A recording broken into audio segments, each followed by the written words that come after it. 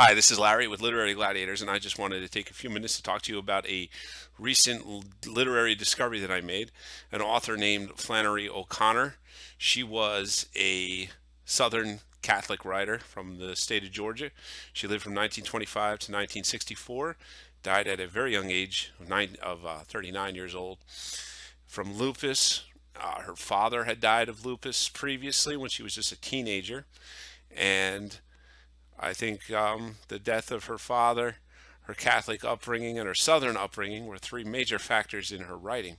I discovered her last week while listening to a homily on YouTube from a pastor in South Carolina who I like to listen to sometimes. His name is Father Kirby. You can find him on the Grace Lily Station if you're interested.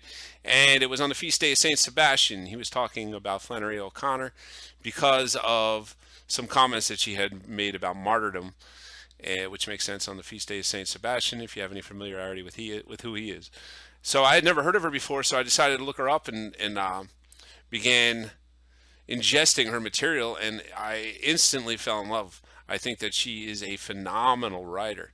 I haven't been this enthusiastic about a writer that I discovered since Ernest Hemingway, and I discovered him probably about 25 years ago, and was very excited. Couldn't consume enough of his material, and that's the way I feel about Flannery O'Connor. I have read four of her stories so far, all from the same collection.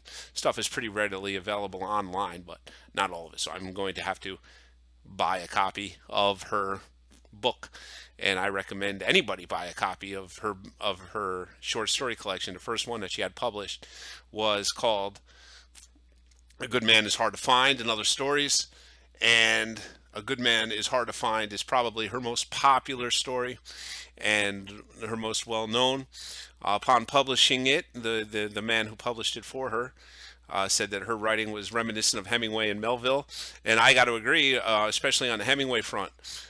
Maybe you've heard of the iceberg theory of literature, which was kind of created by Hemingway, and what it is basically is it's a idea that the narrative gives you kind of a surface level understanding of what's going on, but there is so much that's never explicitly said, but that you can think about and discover that's all underneath the surface. So with the narrative being above the water and everything else being underneath the water.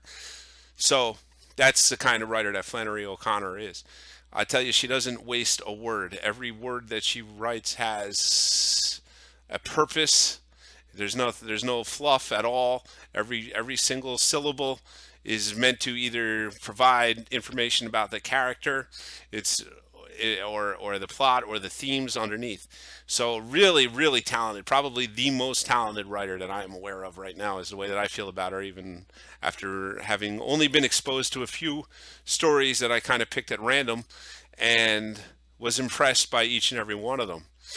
You can expect to find themes in her work. Um, the themes are grace, the gifts of God.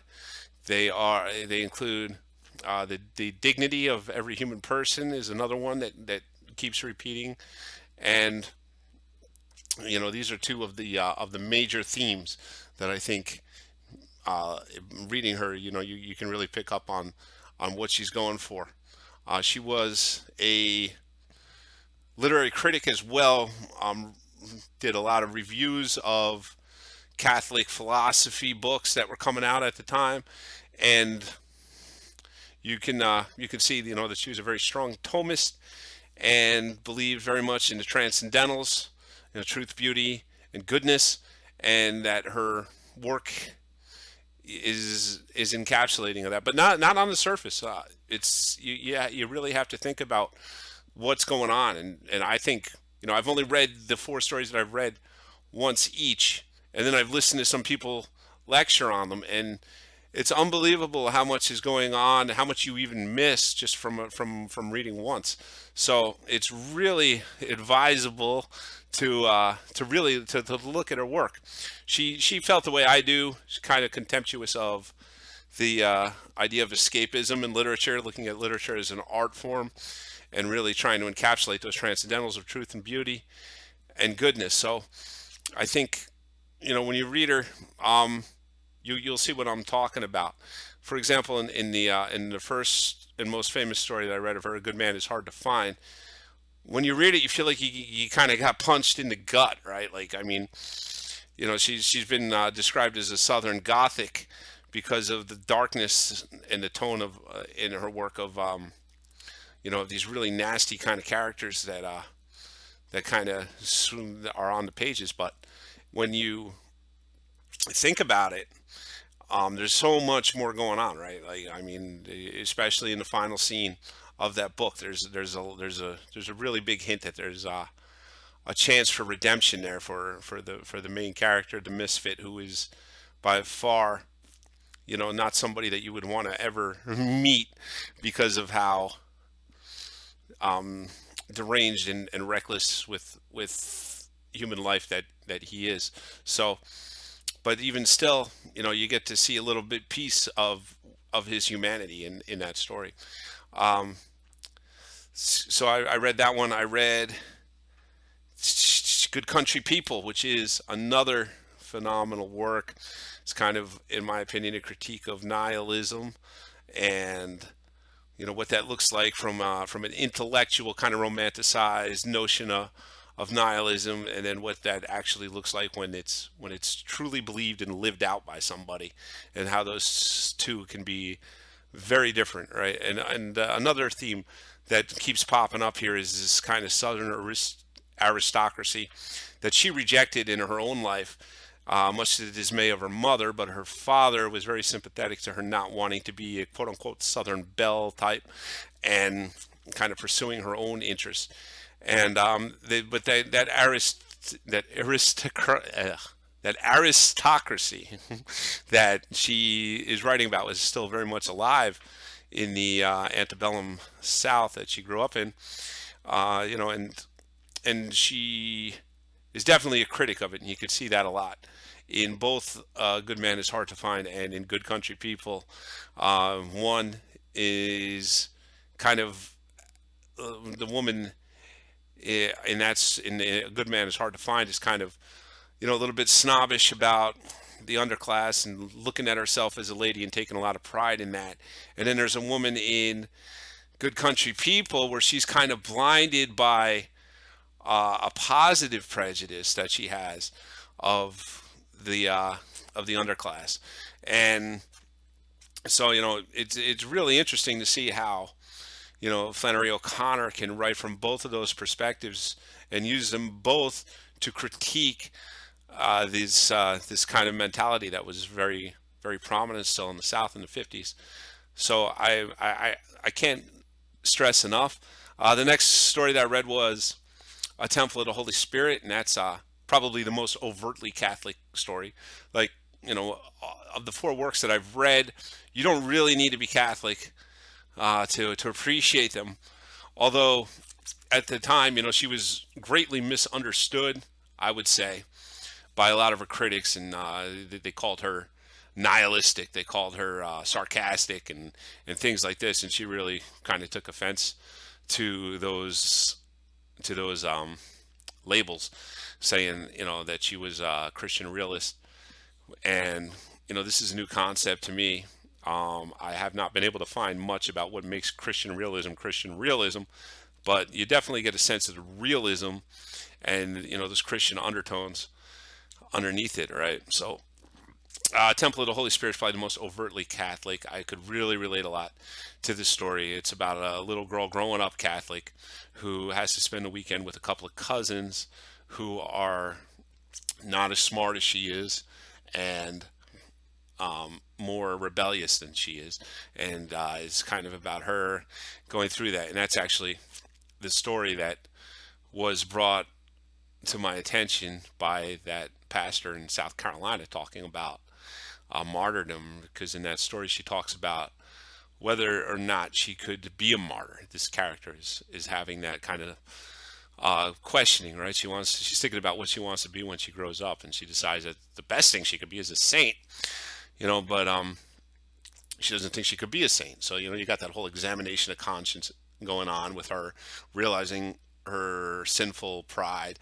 And then wondering about martyrdom, whether or not she could face the lion, so to speak, and deciding that she probably couldn't. She said she'd have no problem dying for God, but the torture part, she was not so sure of. And that's something that I think anybody can relate to, those kinds of thoughts, and pretty much everything in that story. And that story is really about human dignity, and and how each of us is actually, our purpose is to be a temple of the Holy Spirit, and how that is true for everybody, no matter how you might feel about them personally, or how different they might be. So it's a really good story. Like I said, it's the most overtly Catholic because the little girl is really very Catholic in her upbringing and in her thinking. So those were three of the stories. The last one that I read was called a "The Life You Save May Be Your Own," and that's another story that kind of deals with some different themes in there. And sacramental grace, I think, is a major major issue that she's going after, and the lack of it.